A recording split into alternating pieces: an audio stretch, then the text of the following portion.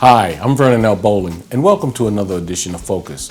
As I hope you know, Focus has been on the air for over 40 years. We've been continually to bring you, the African American community, problems, accomplishments, as well as successes that we've had within the African American community. Don't touch that remote. Matter of fact, you can get your pencils or papers together and write down some information that we're going to give to you that's going to be very important that you probably can use later. We'll be right back with more Focus after these messages.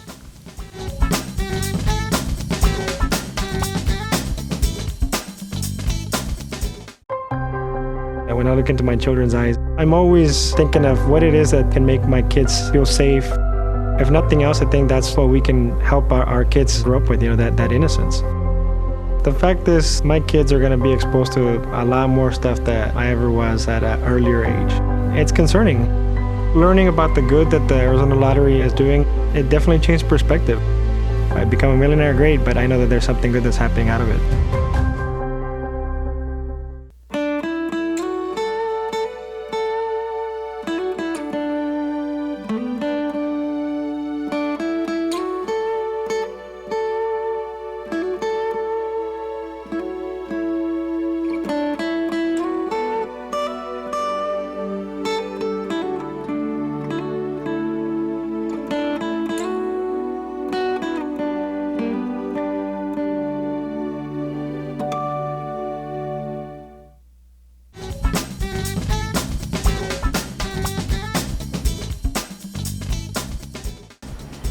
Hey everybody, we are in Booker T. Washington Child Development Center, and the reason why we're here is because there is an incredible event that's going to be coming up in November. This event is an offshoot of a very similar event that's happened in New York City, in Harlem, my hometown. And the woman who created the event is now bringing it to Phoenix, and we are ecstatic because it's the Children's Book Fair.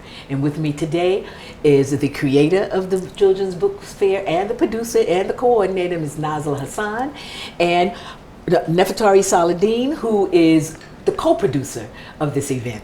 So welcome. Welcome, and thank you for doing this. This is so important. Now, Nazla, you have been doing the book fair in New York for how long? 5 years. For 5 years. And tell me a little bit about why. Why did you start that?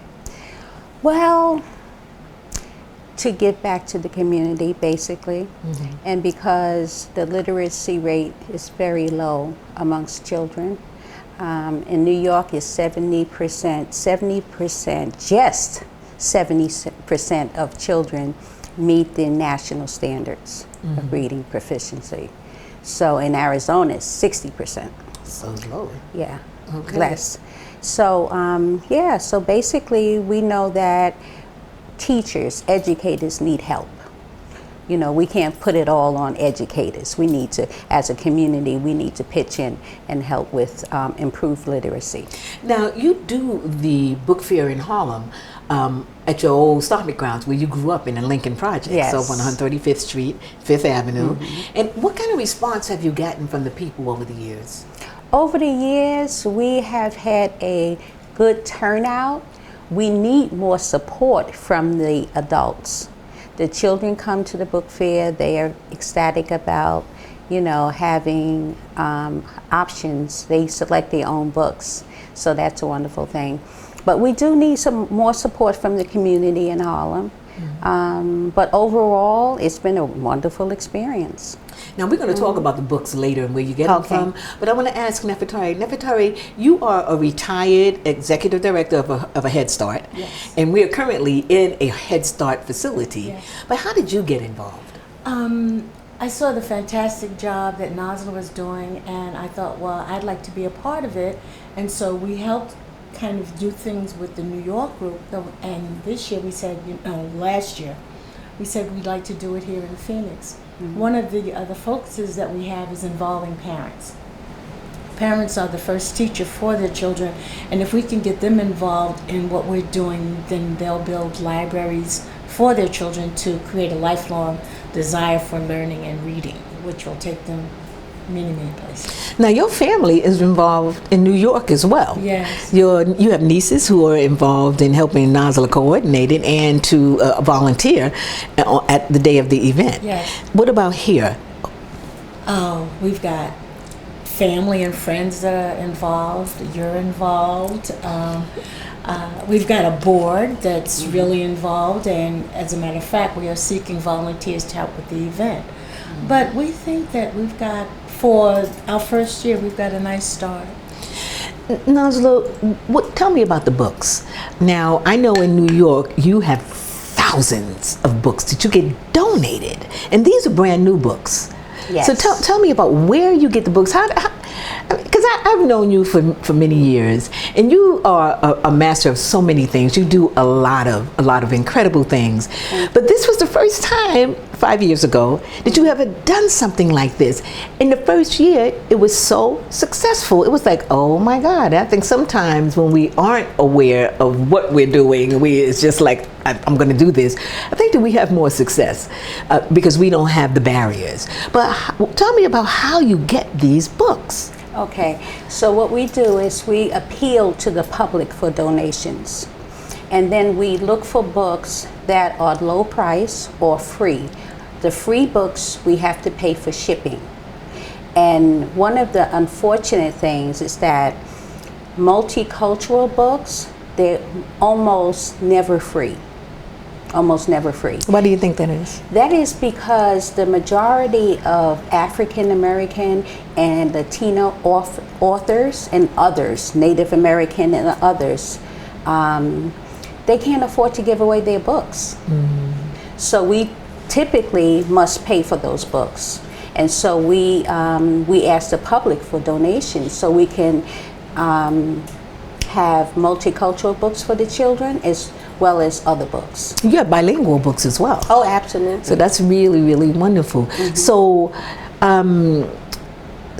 you don't want used books, because I got a whole slew of used books. Brand new, colorful books for children. Brand new books, yes. Great. So they're not going to be getting books that's been marked in, torn out, or pre-used. No. But from my understanding, there will be a book fair later on where there will be used books. So if people want to donate good books that are in good condition, but we'll talk about that at that time. But right now, how many books have you gotten donated so far? So far, well, it's a combination of donated books and purchased books. Mm-hmm. So I would say south of 4,000. 4,000. What is your goal? This year? Uh-huh. We would love to have 10,000 this year. Do you think you'll meet that? Well, it's possible, especially with this appeal here on your show. It's absolutely possible. And we'll play it over and over and over again. Oh, absolutely. Our website is giftchildrenbooks.org. Gift as in GIFT. Yeah, we're going to put that up. We'll put it up on the thing. Yeah. So they can go online and they could look and see what you're doing, as well as make a donation. Absolutely. A donation of books. And never tell you, if a person makes a book donation, where do they bring it? We have a site, and they could bring it right here to Booker T. Washington, and Nazla and I and some volunteers will be here to man volunteering, receiving the goods, any of the books, or monetary contributions that will allow us to go out and buy the books if they don't have the time. So now, what kind of volunteers? Who do you need? How many volunteers do you need? What do you need in way of volunteers? Is it pre-event? Is it at the event? What do you need? There's a sign-up genius that lists all of the different categories. A sign-up genius? A sign-up genius. Oh my God! Another one of our board members, Summer, she put this list together for us, where you can just go on there, look and see the things that you'd like to do, and then just sign up. It's just on your website then? It is. How clever! Yes. So how many volunteers do you have currently, and how many do you need? Well, we probably have about, I would say about 15 volunteers. And how many do you need? And we can use at least 20 more volunteers. 20 more. So we need more books, we need more money, we need more volunteers. Yeah. And what kinds of things are the volunteers going to be doing? What kind of assignments will you have them on? Well, we'd like for them to help direct the parents and children when they come in. We'd like for them to help us set up. We'd like clean up, we'd like set up, and then kind of managing anyone who has a craft that they'd like to share. We're doing face painting, we've got a host of things that they Right. could be involved in. Now, Nazlo, when you say, let's talk more about the books and what you're looking for in a book. You say children's book, multicultural books, and you're also looking for new books. You're looking for money, right?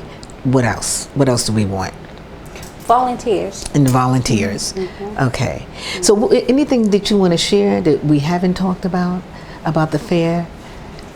Well, the fair is, and I think you said you'll put it up, it's November 14th, and your audience will see that when they go to the website. And it's going to be held at the Booker T. Washington Booker T. Child Washington. Development Center on 1522 East Adams. Yes. And your intent, real briefly, your intent was to create home libraries Oh, yes. for children. Oh, yes, that's right? absolutely. So how many books can we say that each child will get when they come? Well, it will depend on how many children come to the event. And how many books we get donated? Yes, But yes. but typically, like in New York, how many In books New were you York, giving? I would say an average of 12 books. Per child? Yes, per That is child. excellent. Okay, now, this is for you people who think that you can come to this book fair, get some books, you ain't got no child, you ain't got to check a child, and you could take some books and you could resell them. We're not doing that because that happened in New York. Right. And in fact, this book fair is basically for children and families who cannot afford the books. Right. So children who need books, that's what this book So fair is about. don't bring the child, because we're not going to give them to adults. We're giving them to the child. Yes. So if you're not coming with children, and you can bring as many kids as you want, we don't care. Bring the whole project. Bring everybody from the neighborhood. We don't care what color the child is. We want to bring books to children. Children who cannot afford books. So if you have a $100,000 income, $75,000 income or up, you can afford some books for your child, but you know who you are. But you're the ones we want to donate some money. For those of you who can, just donate, right? Or bring some brand new books for the children. It's important that our children read. It's important that we establish that reading habit with them, and that we have libraries for them. Thank you guys for coming. When we come back, we're going to be talking to the person who is responsible for us having this event here at Booker T. Washington Development Center. So come back. Thank you, Fatimah. Thank you guys.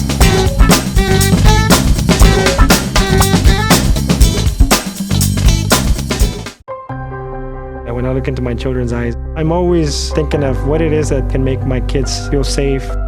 If nothing else, I think that's what we can help our kids grow up with, that innocence.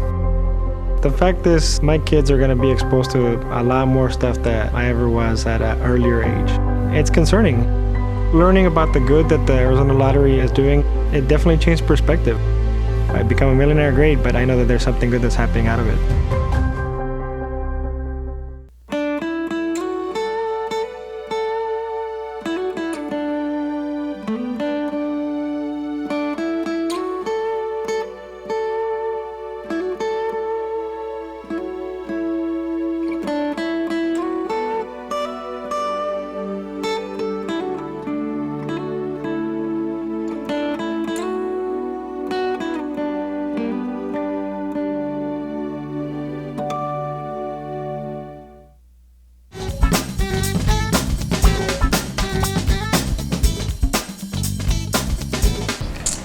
Welcome back. We're talking about the Children's Book Fair that's going to be held here in Phoenix on November 14th. And we just finished talking to the creator, Nazla Hassan, and Nefertari Saladin, one of the co-producers.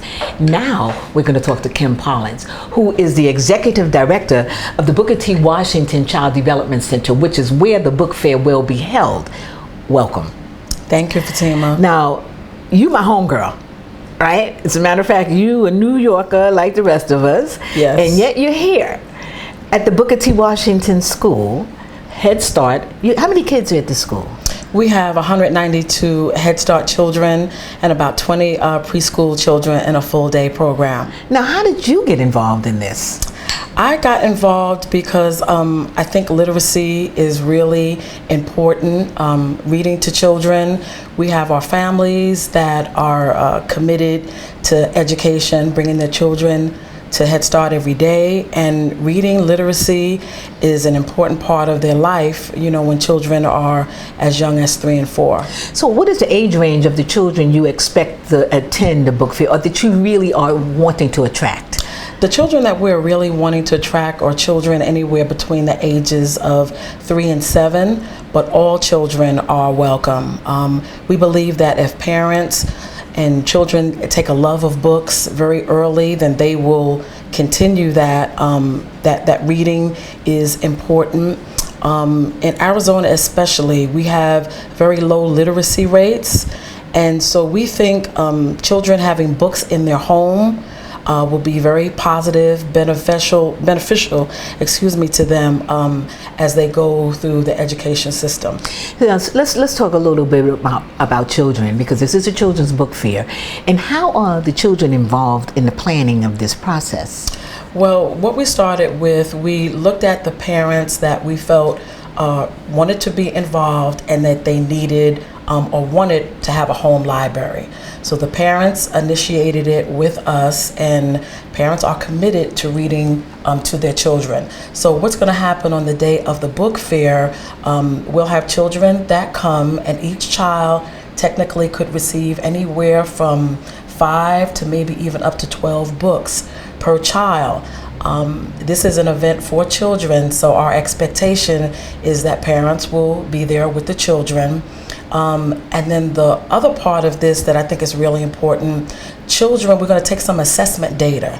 So we want to see what the impact of children reading on a continual basis, their parents reading to them every day for a period of like 8 to 10 weeks. So we plan on doing assessment data. How have these children improved their literacy? Because some of them are in the early stages of pre-reading. But how did that improve in terms of their knowledge of books? Like, who was the author? Who is the illustrator of the book? And just having a love of reading. Now, how are you going to do that? How are you going to do this assessment? Well, we use a curriculum called Creative Curriculum. So you'll be doing it pretty much with the children from your school? Yes. Okay, so you have a captive audience, right. You have a target audience. Yeah, for we that. have about 19 children from this school that will have home libraries. And we'll look at assessment data probably 3 times a year. Well, I think the first year we'll look at assessment data twice a year. And we want to measure how are children receiving the books, how, I guess, because, are they reading? Are they truly reading them? Yeah, well, a 3-year-old is not really reading, but a lot of things are happening in a child's mind. Wait. I hear you, mother, out there and say, my 3-year-old reads. Well, bring your 3-year-old to read to some of these children. Go ahead. Yeah, in terms of children having visual acuity, understanding how to read from left to right, being able to change the page, knowing who the author is, who the illustrator is, all of that are good fundamentals in terms of reading to children. Now, there are some children who are actually involved in this process, in the planning of the Children's Book Fair. We have a blog. Yes, we do. Yes, we have bloggers, and we're even looking for more bloggers. So if there are 12 to 15-year-olds, they could be older than that, we are looking for children to blog about the program. And don't we have even younger bloggers? We have Kai, who I think is 8 years old, and yes. we have Naya, who is 9 years old, and Summer's children. I can't think of their names. Lily and Rosie are blogging. Is Sahar blogging as well? She's editor. Well, and Sahar's a little older. I think she's 20 now, right? Oh my gosh, she's 21. We got grandmothers and aunties in the back here giving me insights and information. I can't even imagine my niece Sahar being 21 already.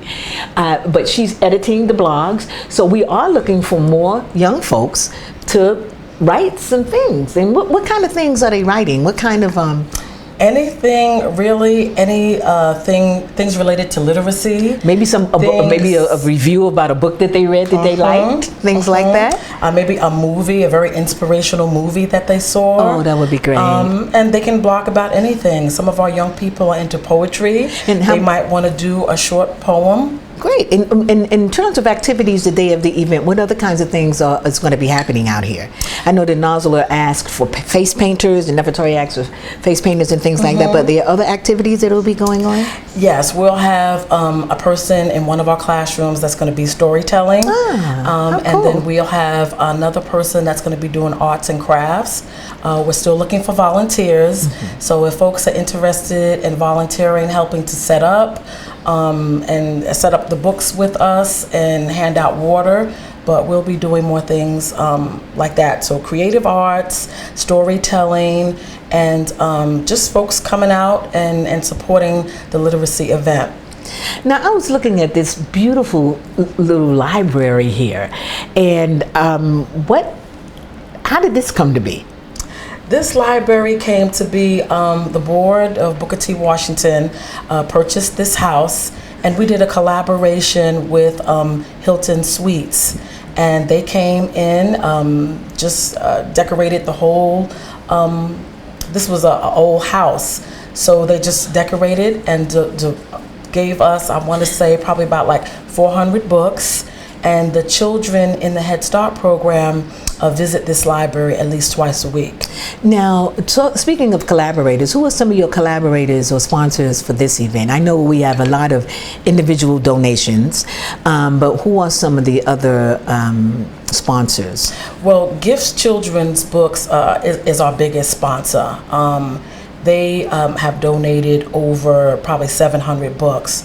We are in a collaboration effort, like 10% of their of the books that they get will come, and 10% of the funding will come back to Booker T. Washington. So we're very pleased to have them as one of our major sponsors. Some of the other folks that will sponsor this program is the board.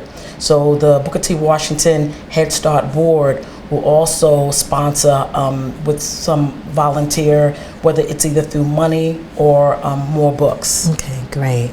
So is there anything else that you want to add to this that I think the only other thing I want to add is that I think this community, we're very grateful to have NASLA and Gifts Children's Book be part of this community. Our community, we don't have a whole lot of resources here, so I think we're very grateful. We have a large Hispanic community, and we have many Black children in this community that could not really afford books. So we just think that the partnership is wonderful, and it gives our community a chance to thrive also. Thank you. Thank you so much for lending us your facility and for being so gracious about all the contributions that you've made toward this event. And November 14th, you'll see the information up on the board. Make sure that you come out, make sure that you donate. We need volunteers, we need money, we need new books. So whatever it is that you can contribute to making this a success, please do. And make sure, parents, that you bring your children out so that they can get books and they can either add to their library or at least begin a children's library. So that's very important to have these libraries in the home. So we really appreciate it. And when we come back, we're going to be talking to Audrey Jenkins from Real Women Revealed, and we have a surprise for you. So come back.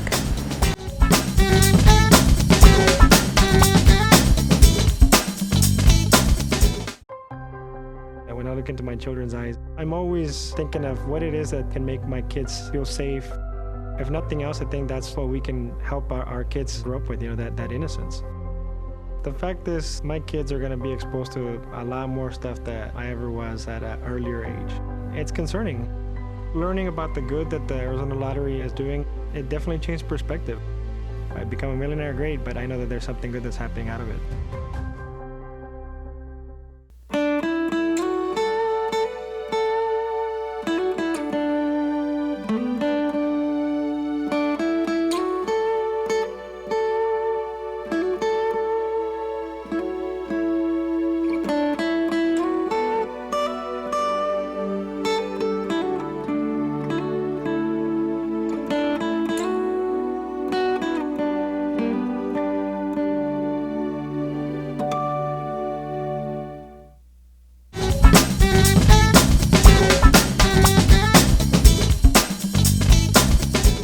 Thanks for coming back. We have an incredible surprise. I am so excited that Audrey Jenkins will be joining the Focus Show with her segment, Real Women Reveal. Now, Audrey, you've been doing this out in the community forever. I have. What can we expect? What can our viewers expect from Real Women Revealed? You can expect real issues coming from real women, letters that we have compiled from women writing in, saying what they want to hear, our opinions on that. So it's real life issues, real women with real issues. So we're going to kind of be bantering back and forth because sometimes Audrey and I agree, and quite often we don't agree on certain issues, and we're going to be talking about that. But what we're going to need are your letters. We're going to need your input so that we can talk about some of the things that you might have a challenge with or a question about. Maybe it's about women on women issues. I mean, there's this Women on women crime? Yeah, no, okay, it is a crime sometimes, but I know sometimes, you know, sometimes we could be a little tacky, a little catty, and we want to try and see what we can do to stop that. Yeah, what are the solutions? We don't want to talk about craziness. It's not one of those reality shows where you're going to see ignorance. You're going to hear us talk about some solutions, and we're going to sometimes even bring you on to talk about this. So, when we start this, our next show? Well, that's going to be up to Tony. Tony is the king of this and when this is going to go on. But we're going to have Real Women Reveal. I'm so excited. I'm so excited. I'm excited too. I mean, Audrey, as I said, have been doing this throughout our community for the past how long? Oh, it's been several years, over 5 years now, at least in a business type sense. But the roundtable discussion has been going on many years. And you had a retreat? Yes, I had a conference in Southern California, in Ontario, California, to be exact. That was great last weekend of August, so that was amazing. So we'll probably be doing something like that here too later at the Focus Show. We'll have another little retreat that we can do, and we can talk about stuff. So make sure that you take a look at where you can write to us. You write to us, or if you see me, or if you see Audrey, have something ready for us, and we'll definitely talk about that, all right? Yes. Are we ready for this? We're ready. Get the bag of letters. We're ready. Okay. Thanks a lot, and we will see you on our next show. Bye-bye. Bye.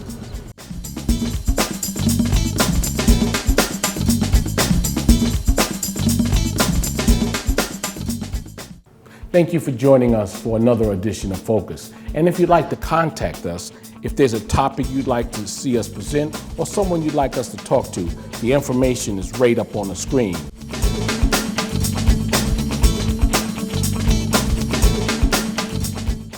So thank you for joining us. We'll see you next week, same station, same time, when Focus continues.